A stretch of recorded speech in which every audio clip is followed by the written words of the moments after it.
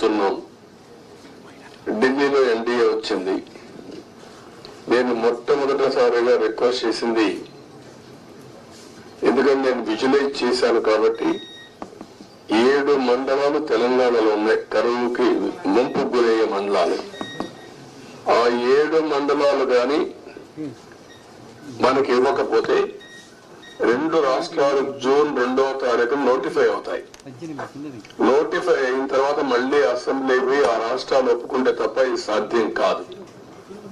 అందుకనే పట్టుబట్టి మీరు 7 మండలాలు ఇవ్వకపోతే నేను ప్రమాణ స్వీకారం కూడా చేయను, ఇంకా పోలవరం ప్రాజెక్ట్ కాదు అనే ఉద్దేశంతో నేను పట్టుబట్టి ఫస్ట్ కేబినెట్ చరిత్రలో ఎన్డీఏ 2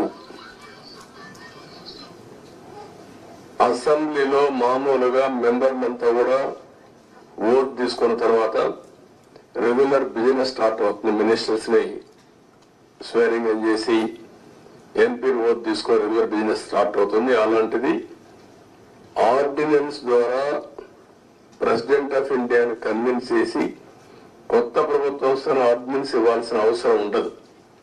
ప్రెసిడెంట్ కూడా ఒప్పుకోడు.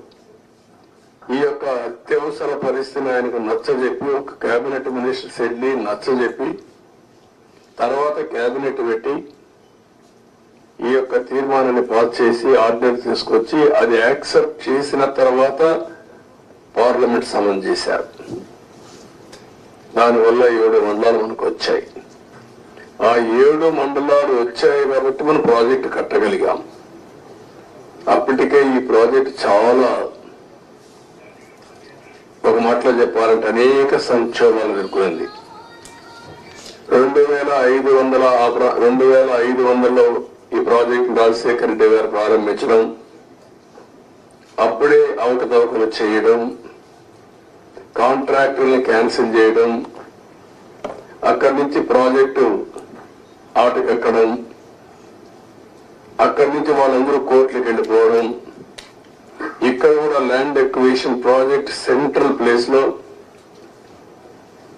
ల్యాండ్ ఎక్విజిషన్ చేయాలంటే వాళ్ళు కోర్టుకు వెళ్ళడం, right main canal left main canal కాలువలు తవ్వాలంటే వాళ్ళు కోర్టులకు వెళ్ళిపోవడం, ఎన్ని లిటిగేషన్లు పెట్టాలో అన్ని లిటిగేషన్లు పెట్టి 2014 కంటే ముందు కిరణ్ కుమార్ రెడ్డి ముఖ్యమంత్రి అయిన తర్వాత టెండర్లు పిలిచాడు. అది కూడా కోర్టుకు పోయి గందరగోళం అయ్యి తర్వాత ఫైనల్ గా అన్ని కోర్టులు వెకేట్ వచ్చింది.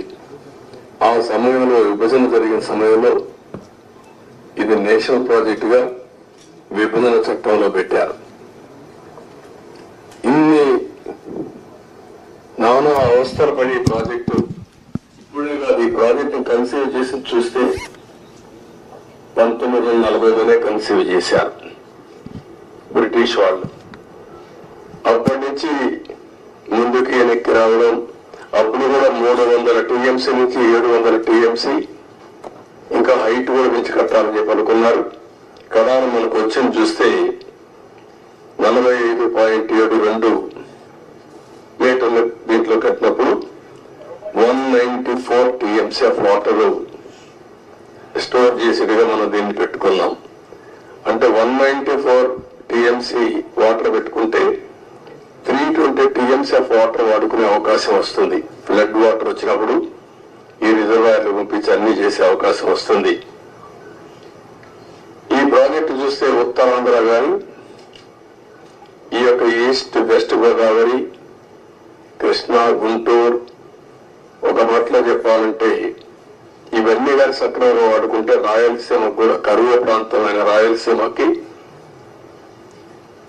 ఇక్కడ గోదావరి నీళ్లు వాడుకొని కృష్ణా వాటర్ వాళ్ళకి ఇచ్చే అవకాశం ఉంటుంది. అవసరమైతే భవిష్యత్తులో అన్ని సహకరిస్తే గోదావరి వాటర్ కూడా రాయలసీమ కూడా తీసుకునే అవకాశం వస్తుంది. ఇది 15 lakh cusecs of water discharge, highest ఇది స్పిల్వే మీద. 3 గ్యార్జెస్ ఉంది చైనాలో, దానికంటే ఎక్కువ. అది ప్రపంచంలో ఒక పెద్ద సక్సెస్ స్టోరీ. అక్కడ కూడా ఇదే రివర్ మార్చారు, అతిపెద్ద ప్రాజెక్టు కట్టారని మనం మాట్లాడుకుంటాం. దానికంటే ఎక్కువ వాటర్ డిశ్చార్జ్ అవుతుంది. గేట్స్ కూడా చూస్తే 48 number, 16 into 21 metres size, 320 metric tonnes weight కూడా. ఇవి కూడా ఒక పెద్ద ఛాలెంజ్ కింద బిగ్గెస్ట్ గేట్స్ డిజైన్ చేసి మనం ముందుకు పోయాం. ఇంకొక పక్కన మీరు చూస్తే మేజర్ రివర్ ని డైవర్ట్ చేయడం, రివర్ ని డైవర్ట్ చేసి స్పిల్ వేని తీసుకొచ్చి స్పిల్ ఛానల్లో మనం వదిలిపెడుతున్నాం. ఇంకొక పక్కన 99% వాటర్ ని డిశ్చార్జ్ చేసే అవకాశం ఉంటుంది. ఇలాంటి ప్రాజెక్ట్ అయితే 2014-19కి 72% మనం పూర్తి చేశాం. అయితే నేను డీటెయిల్స్ కి రోజు పోవడం లేదు, మెరిట్స్ మళ్ళీ మాట్లాడతా. కానీ బాధ అంతా ఏంటంటే ఆ డేట్స్ కూడా మీకు మళ్ళీ ఇస్తాను నేను, మీరు కూడా స్టడీ చేయాలి. ఈ రాష్ట్రంలో ప్రతి ఒక్కరు కూడా అర్థం చేసుకోవాల్సిన అవసరం ఉంది. ఒక వ్యక్తి రాజకీయానికి ఉండదగ్గ వ్యక్తి కాని వ్యక్తి రాజకీయాల్లోకి వచ్చి రాష్ట్రానికి ఒక శాపంగా మారి, ఎందుకు నేను ఈ మాట వాడుతున్నానంటే ఇది ఒక ఉదాహరణ.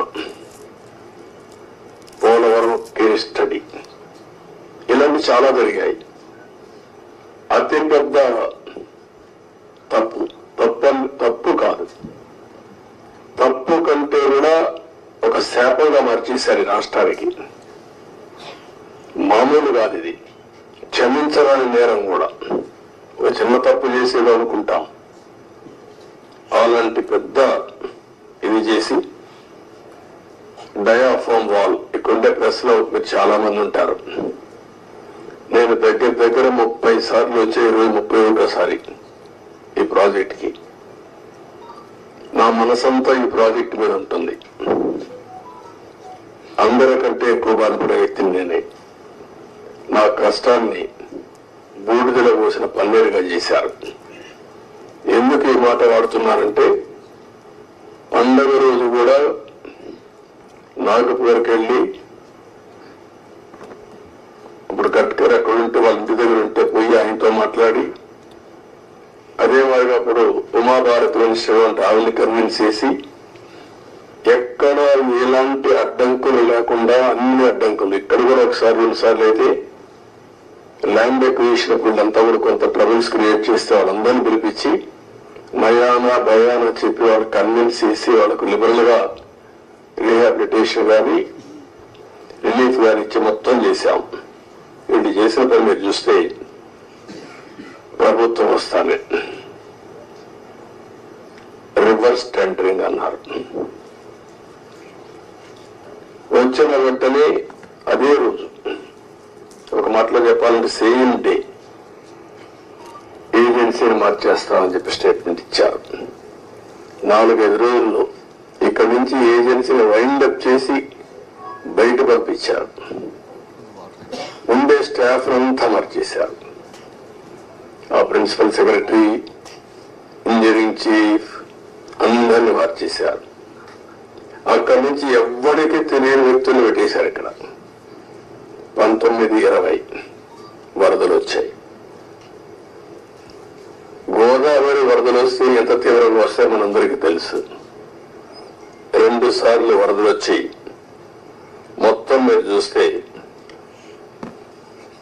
దగ్గర డయాఫామ్ వాల్ 4 చోట్ల బ్రీచ్ అయిపోయింది. 35% డ్యామేజ్ అయింది. మనం ఆ రోజు ఈ యొక్క డయాఫామ్ వాల్ మీరు ఒక్కసారి చూస్తే మొత్తం 446 కోట్ల రూపాయలతో డయాఫామ్ వాల్ వాటర్ ఫుటింగ్ లో అప్పుడు కూడా ప్రాబ్లమ్స్ ఉంటే 2 సీజన్లో పూర్తి చేశాం.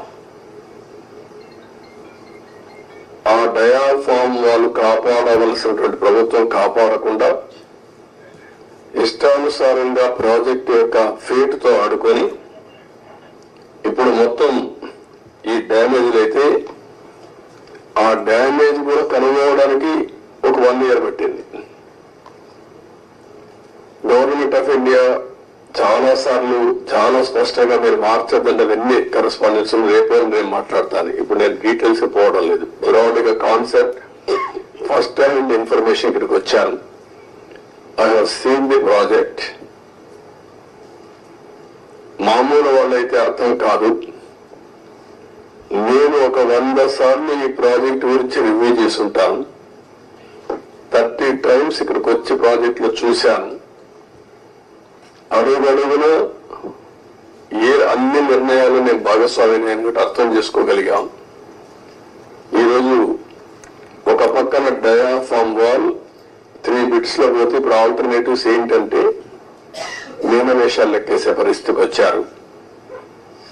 ఇందులో ఆ 2 బిట్లు కానీ ఎక్కడికక్కడ ఒక parallel D wall diaphragm wall బయటికి ఎక్కడ డ్యామేజ్ అయిందో దానికంటే ముందు ఒక ప్యారలల్ గా పెట్టి దాన్ని కవర్ చేస్తే 447 కోట్లు అవుతుంది.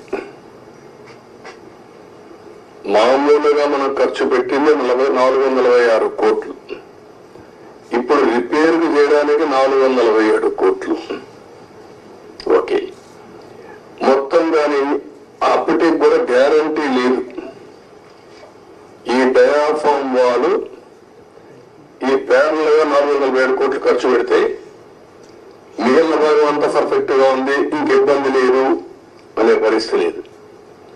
కాదు, మొత్తం డయాఫామ్ వాల్ ప్యారల్ గా కట్టాలంటే 990 కోట్లు. ఇది ఒక భాగం. కాఫర్ డ్యామ్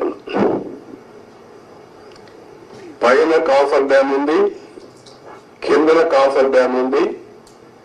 550 కోట్ల రూపాయలతో పైన ఒక 250 కోట్లతో కిందన కాఫర్ డ్యామ్ 2 కట్టారు. ఇప్పుడు వీళ్ళు చేసిన నిర్వాహకం మధ్యలో గ్యాప్, లాస్ట్ లో గ్యాప్ ఉంటే ఆ లాస్ట్ గ్యాప్ ను ఫిలప్ చేయలేదు. రీజన్, ఆ సమయంలో ఏజెన్సీ లేరు, ఇంజనీర్ లేరు. ఆ నీళ్లు వచ్చాయి. ఆ నీళ్లు వచ్చి మొత్తం ఆ ఉధృతంతో కింద నుండి ఇసుకుని ఎక్కడికక్కడ పైకి వేసింది. ఎక్కడికక్కడ మనం ఏమంటాము, ఇవన్నీ అగాధం, ఆ గొయ్యి కాదు, వాటర్ వచ్చినప్పుడు సుడిగుండాలు అలాంటి క్రియేట్ చేసి ఎంత లోతు పోనంత లోతుకి వెళ్ళిపోయి 20 మీటర్లు 30 మీటర్లకు వెళ్ళిపోయి ఆ మట్టి అంతా దిగేసింది. దానివల్ల గ్యాప్ 1 అది క్లోజ్ చేయాలి మనం. గ్యాప్ 1 దగ్గర మీరు ఒకసారి చూస్తే అది 250 మీటర్లు ఉండే గ్యాప్ 1 బంద్ 150 మీటర్స్ కొట్టుకుని వెళ్ళిపోయింది. దాని మీద ఇప్పుడు ఇసుకేసి కొంచెం ఫిలప్ చేశారు. ఇప్పుడు ఆ ఇసుకేసి అది ఫిలప్ చేస్తే దాని మళ్ళా గ్యాప్ 1 ఫిలప్ చేయాలి మనం. ఇప్పుడు ఇసుక తీసుకొచ్చి బయట నుంచి ఇసుక తీసుకొచ్చి అక్కడ పెట్టి మొత్తం కొట్టుకొని వెళ్ళిపోయింది. కాబట్టి ఇప్పుడు డ్రౌటింగ్ దానంతా కూడా కాంపాక్ట్ చేస్తున్నారు. ఆ ఇసుక అంతా పోసి ఇది ఎంత అవుతుందో తెలియదు. ఒక 2000 కోట్లు అవుతుందా, ఎంత అవుతుందో తెలియదు. They are saying as on today 2000 కోట్లు నాకు నమ్మకం లేదు. అడ్మినిస్ట్రేషన్ పైన వాళ్ళు ఏ లెక్కలు వేశారో తెలియదు నాకు. ఇది అయిన తర్వాత గ్యాప్ 1 అనేది లాస్ట్ లో ఉండేది వస్తుంది. గ్యాప్ 2 డయాఫామ్ వాల్, గ్యాప్ 3 ఇంకొక వాల్ కట్టారు, అక్కడ కాంక్రీట్ వాల్ కట్టారు. అదే మాదిరిగా గైడ్ బండ్ ఒకటి అది కుంగిపోయింది. సరే, స్పిల్ వే అప్పుడే కట్టాం, గేట్స్ కూడా అప్పుడే పెట్టాం. ఇప్పుడు ఇవన్నీ చూసిన తర్వాత ఎన్నేళ్లు పడుతుందని అడిగాను. ఆ రోజు కానీ కంటిన్యూ ఉంటే 2020 ఎండుకు పూర్తి అయిపోయింది ప్రాజెక్ట్. ఈరోజు 5 ఏళ్ళు అయిపోయింది. ఇప్పుడు ఎప్పుడు అవుతుందంటే 4 సీజన్లు కావాలంటున్నారు మినిమం. 4 సీజన్లు అంటే 4 ఏళ్ళు అన్ని సవ్యంగా జరిగితే మళ్ళా ఒక వ్యక్తి రాష్ట్రానికి ఒక శాపంగా ఎట్లా మారుతారనేది ఇది ఒక కేస్ స్టడీ. రాష్ట్రంలో ప్రతి ఒక్కరూ ఆలోచించాలి. నేను డిస్కస్ చేస్తాను. ఇంకా మేజర్ కంటూర్స్ మాత్రం నేను మాట్లాడుతున్నా. మామూలుగా చాలా మందికి అర్థం కాదు కానీ సబ్జెక్టు ఇవన్నీ చూసిన తర్వాత నాకు ఫస్ట్ నుంచి టచ్ లో ఉన్నాను కాబట్టి అర్థం చేసుకోగలుగుతున్నాం. ఇవన్నీ కూడా ఇంకా టెక్నాలజీస్ లో డిఫరెంట్ కంపెనీస్ కి అప్పచెప్పారు. ఒక మిస్సెస్ ఆఫ్రే India private limited Noida Sweden company వాళ్ళని సెంట్రల్ వాటర్ కమిషన్ రికమెండ్ చేశారు. దీని కూడా వైబ్రో స్టోన్ కాలమ్స్ ఇవన్నీ కూడా ఏ విధంగా చేయాలి, ఎట్లా మీరు అక్కడ చూస్తుంటారు శాండ్ అంతా కూడా గుట్టలు గుట్టలుగా పోసారు. దాన్ని అంతా కూడా కాంపాక్ట్ చేయాలి, అంటే దాన్ని కన్సాలిడేట్ చేయాలి. కన్సాలిడేట్ చేస్తే లీకేజెస్ తగ్గుతాయని. పర్మిసబుల్ లీకేజెస్ కంటే ఎక్కువ లీకేజెస్ స్వీపేజెస్ ఉన్నాయి అక్కడ. అది ఇప్పుడు తెలియదు. ఇప్పుడు వాటర్ ఫుల్ గా వస్తే అప్పుడు తెలుస్తుంది. మళ్ళీ అది కంట్రోల్ కావాలి. అది కంట్రోల్ కాకపోతే ఆ నీళ్లు వచ్చేస్తే కాఫర్ డ్యామ్ ద్వారా డయాఫామ్ వాల్ చేయలేము. దీన్ని లిఫ్ట్ చేయాలంటే ఇంకొక ప్రమాదం. వచ్చిన వాటంతా లిఫ్ట్ చేయాలంటే దానికి డబుల్ ఎక్స్పెండిచర్. మళ్ళీ ఎంత కాంప్లికేట్ చేయాలనో అంత కాంప్లికేట్ చేశారు. ఎన్ని చిక్కుముడు వేయాలో అన్ని చిక్కుముడు వేశారు. ప్రాజెక్ట్ ని గందరగోళం చేశారు. ఇవన్నీ ఇంకా నేను స్టడీ చేస్తున్నా. ఫస్ట్ ప్రైమరీ నేను ఏదైతే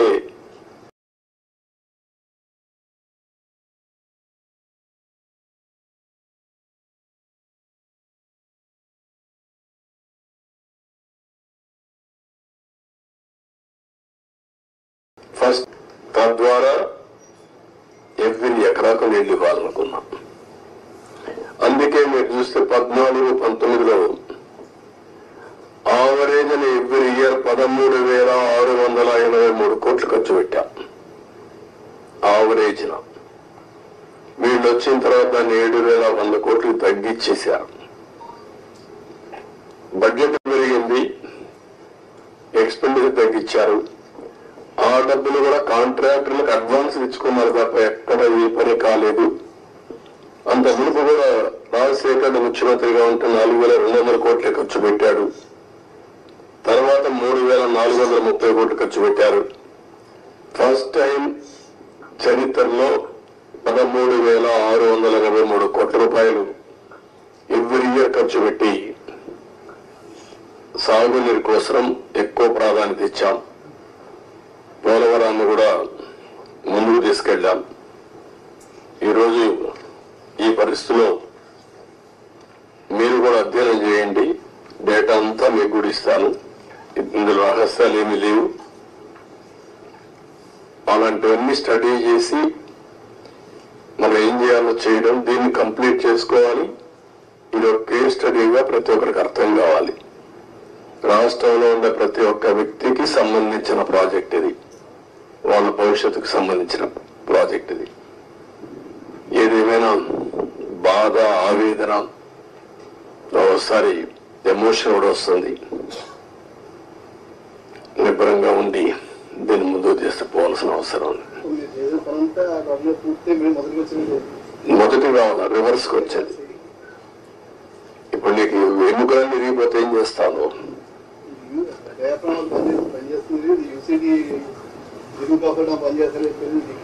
అది లేదు, అప్పర్ కాఫర్ డ్యామ్ లేదు, లోయర్ కాఫర్ డ్యామ్ లేదు, గైడ్ బండ్ ప్లస్ గ్యాప్ 1 సగం కొట్టుకొని వెళ్ళిపోయింది. ఒకటిగా అస్తవ్యస్తమైన పరిస్థితి. సార్ రివర్స్ టెండరింగ్ అన్ని చేశారు కానీ డబ్బులన్నీ ఆదా చేస్తున్నామని చెప్పి వేరే సంస్థలతో పని చేయించారు. ఇప్పుడు దానివల్ల ఆదాయం ఎంతండి? ఇప్పుడు కథనంగా ఖర్చు అయిపోతుంది ఎంతండి? నేను ఏమంటానంటే ప్రాజెక్టు కొట్టుకొని పోయినా రివర్స్ టెండరింగ్ మీరు అర్థం చేసుకోవాలా.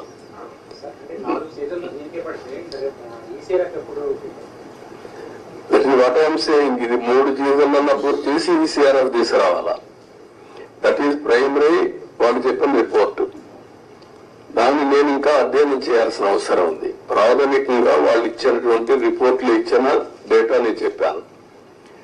మళ్ళీ వీళ్ళు ఎంతవరకు అవగాహన చేసుకున్నారు, సిఏ ఏం చెప్తుంది, కేంద్ర మంత్రి ఏం చెప్తాడు, మళ్ళీ ఈ సమస్యలని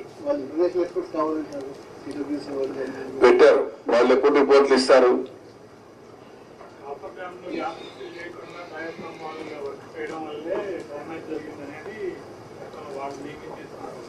ఆరోపణ కాదు, కాఫర్ డ్యామ్ ని ఫిలప్ చేయడం కోసం క్లియర్ గా కట్టి ఆ 1 month లో ఈ ఏజెన్సీలు మార్చకపోతే అయిపోయింది. రావడం సేమ్ డే ఏజెన్సీలు మార్చేశారు. ఆ ఏజెన్సీ రెస్పాన్సిబిలిటీ ఆ సీజన్ లో చేసే రెస్పాన్సిబిలిటీ అదే చెప్పారు. Government of India secretary letter రాస్తూ పీపీఏ గానీ గవర్నమెంట్ ఆఫ్ ఇండియా గానీ మీరు మార్చొద్దండి, మారిస్తే అకౌంటబిలిటీ ఎవరికి ఫిక్స్ చేయాలో తెలియదు. నవ్ అకౌంటబిలిటీ సర్వీస్ ఎవరైతే కాంట్రాక్టర్ ఉన్నారో కాంట్రాక్టర్ బాధ్యత, ఇంజనీర్ల బాధ్యత. మీరు ఇప్పుడు మారిస్తే పాత కాంట్రాక్టర్ పోతాడు, కొత్త కాంట్రాక్టర్ వస్తాడు, మధ్యలో ఏదైనా జరిగితే ఎవరైంది చెప్పలేదని మీరు స్టడీ చేసుకోవాలి. అది చాలా స్పష్టంగా చెప్పారు. వెయిట్ చేయండి. డయాఫ్రామ్ వాళ్ళకి ఇప్పుడు నిపుణులు అంతకుముందు వాళ్ళు వేసిన నిపుణులు అది చాలా డ్యామేజ్ అయింది, దానికి ప్రత్యామ్నాయం అన్నారు కదా మీరు అన్నారు, కానీ దాన్ని కూడా ఆపమన్నారని చెప్పి వాళ్ళు రిపోర్ట్ ఇచ్చారు. ఆపమని కాదు, డయాఫ్రామ్ వాల్ 4 రెక్కలు డ్యామేజ్ అయింది, 35%. 4 రెక్కలు డ్యామేజ్ అయింది, దానికి కావాలని బ్యాండేజ్ చేయడం అంటే రింగ్ బెండ్ మారిగా ఒక రింగ్ బండ్ వేసి ఇంకో డయాఫ్రామ్ వాల్ దానికే కవర్ చేయడం. అది కవర్ చేసి మిగిలిన రెక్కల డ్యామేజ్ కావాలని చెప్పలేదు. దానికి 457 కోట్లు, 47 కోట్లు, మొత్తం వేయాలంటే 990 కోట్లు. దానికి 2 సీజన్లు మినిమం. దానికంటే ముందు ఇది కావాలి, కాఫర్ డ్యామ్ లో నీళ్లు లీక్ కాకూడదు. మొత్తం కలిసి they are claiming 4 seasons. Entire upper coffer dam entire leakage మొత్తం డ్యామేజ్ అయిందని చెప్పేసి నిపుణులు ఎందుకని చెప్పి అది కూడా ఇప్పుడు ఎప్పుడైతే వాటర్ ఇక్కడ లోపలికి వచ్చి కిందన కాఫర్ డ్యామ్ ఉంది, పైన కాఫర్ డ్యామ్ ఉంది, నీళ్లు పోలేవు, సుడిగుండాలుగా మారి సుడిగా తిరిగి ఆ శాండ్ ఒక 20 మీటర్లు 30 మీటర్లు కొట్టేసింది, పైకి లేపేసింది, మొత్తం కొట్టుకోపోయింది. కొట్టుకోపోయిన తర్వాత కాఫర్ డ్యామ్ కూడా దెబ్బతింది.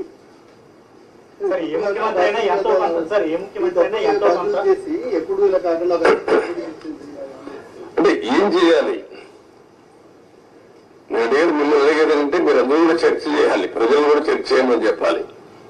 సార్, ఏ ముఖ్యమంత్రి అయినా అభివృద్ధిలో ఎంతో కొంత తన మార్పు చూపించాలని చూస్తారు, కానీ 5 ఏళ్ళు ఇలా ఉండిపోవడం అంటే ఏంటి, అనుభవం లేకపోవడం వల్ల జరిగిందా లేక వేరే ఎజెండా ఉందా? అజెండా కాదు, అజం, మూర్ఖత్వం, అజం, ఏమీ తెలియకపోయినా ఇష్టానుసారంగా బిహేవ్ చేయడం, ఒక పద్ధతైన రాజకీయాలు చేయడం. అందుకే చెప్పాను, రాజకీయాల్లో ఉండదగ్గన వ్యక్తి కాదు, ఎలాంటి వ్యక్తులు రాజకీయాల్లో ఉండకూడదో అలాంటి వ్యక్తి కేస్ స్టడీ ఇది.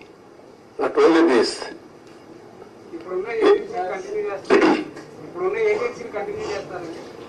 ఏజెన్సీ కర్దేవుడు ఫస్ట్ ఆఫ్ ఆల్ ఏంటిది, ఈ 2 రోజులు మీరు ఆలోచించాల్సింది.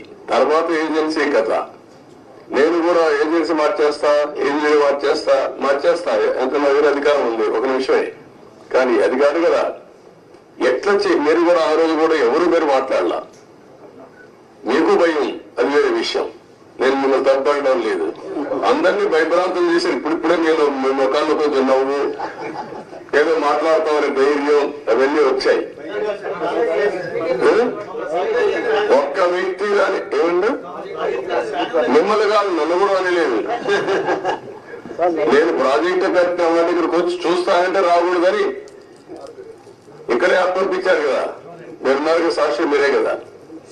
ఈవినింగ్ నేను అంత మునుపంతా ప్రజలందరూ రాష్ట్ర ప్రజానీకాన్ని రమ్మని చూపించాం, ప్రౌఢి కింద ప్రైవేట్ అది బస్సులు పెట్టి చేయించాం, భోజనం పెట్టి చూపించాం. ఎందుకు, ఇది ప్రజల ప్రాజెక్ట్, ఇది అప్పుడు వచ్చారు. రైనీ సీజన్ మళ్ళీ స్టార్ట్ అవుతుంది, ఫర్దర్ డ్యామేజ్ అవ్వకుండా ప్రివెంటివ్ స్టెప్స్ చేసుకునే అవకాశం ఉందండి. అది కూడా చూడాలి ఎంతవరకు అవకాశం ఉంది. ఇప్పుడు నీళ్లు రావు, ఫర్దర్ డ్యామేజ్ కావడానికి. ఎందుకంటే స్వీపేజ్ లో వస్తాయి. ముందు వచ్చినంత ఫోర్స్ మొత్తం నీళ్లలో వచ్చేసాయి కదా, ఆ నీళ్లన్నీ వచ్చి డయాఫామ్ వాల్ మీద పడి సుడిగా ఎక్కడికక్కడ కిందన పైన సుడి తిరిగేసి మొత్తం కొట్టేసింది. సార్ సార్ సార్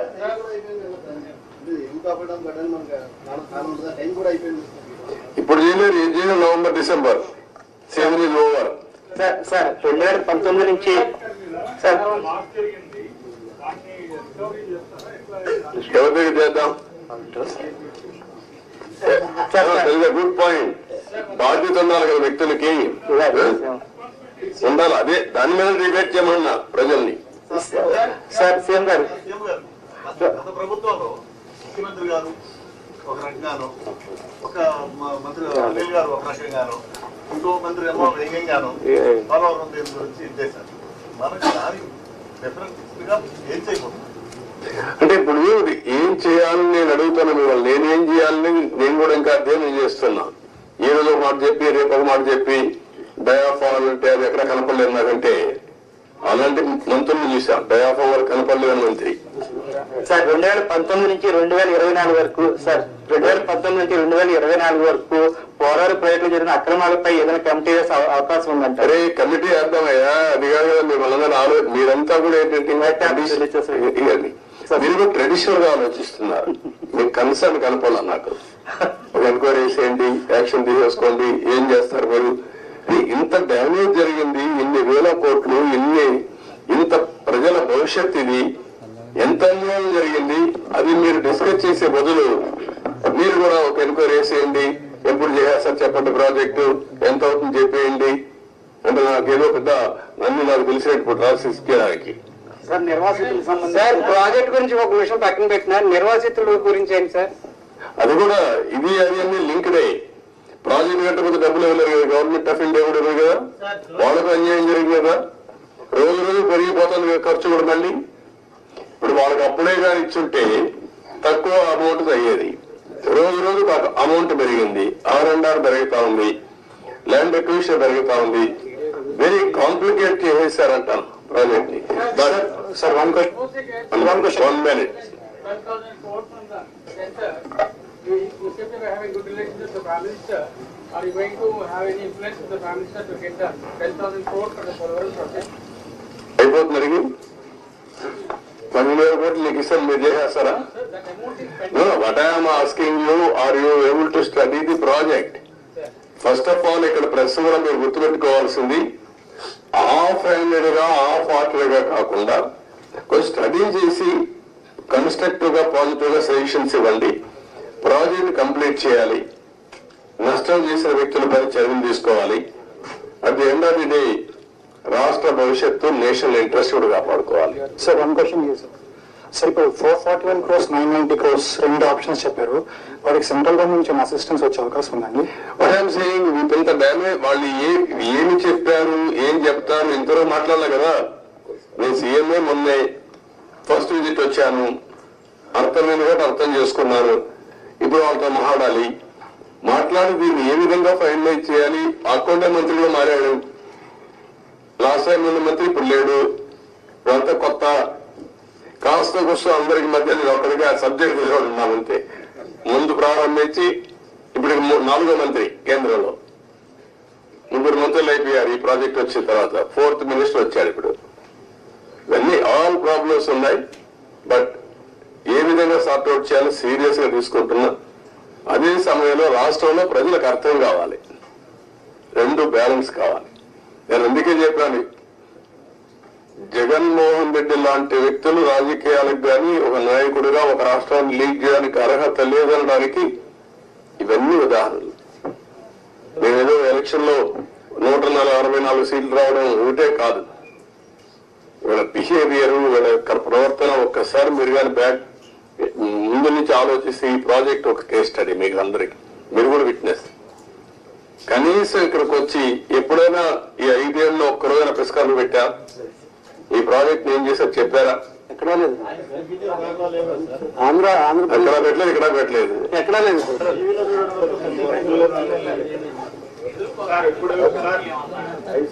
అఖిల పక్ష కమిటీ ఏం చేస్తారు? అఖిల పక్షం వేస్తా ఏం చేస్తారు? కసవ తిరిగేసి వెళ్తారు, అంతే కదా. అది కాదు కదా ఇష్యూ. ఎట్లా పరిష్కారం చేయాలి? సార్ ఇంకేమో ఫోర్కాస్ట్ కదా, అంటే ఇంత జాతి విపత్తు ఆంధ్రాకి ఇంత ఇబ్బంది కలిగింది. ఫర్దర్ గా మళ్ళీ ఇలాంటివి జరగకుండా, అంటే ఎవరు వచ్చినప్పుడు వాళ్ళు అలా కాంట్రాక్టర్ని అలా మార్చకుండా మీరేమన్నా రికమెండ్, అంటే జాతీయ స్థాయిలో ఇప్పుడు మీరు నేతగా ఉన్నట్టు ముఖ్యనేతలు అలాంటి రిఫార్మ్ ఏదన్నా సజెస్ట్ చేస్తారు? అదేమా అన్ని మాట్లాడడం ఇప్పుడు. అది కూడా దానికి అలాంటి డెమోక్రసీలో మనం ప్రజలు విజ్ఞతతో మనం ఓట్లేశారు. ఆ ప్రజలే లాస్ట్ టైం ఓట్లు వేశారు కాబట్టి లైసెన్స్ వచ్చింది డ్యామేజ్ చేయడానికి. ఇదో కేసు అది అంతే. గవర్నమెంట్ ఆఫ్ ఇండియా చట్టాలు తేవడేముంది? అన్ని రాష్ట్రాలకు తేలేరు కదా. ఒక రాష్ట్ర ప్రభుత్వం, కేంద్ర ప్రభుత్వం తప్పు చేసిన పనిష్ చేయాలి. ఎవరు పనిష్ చేయాలి? ప్రజలు పనిష్ చేశారు. సరిపోతుందా?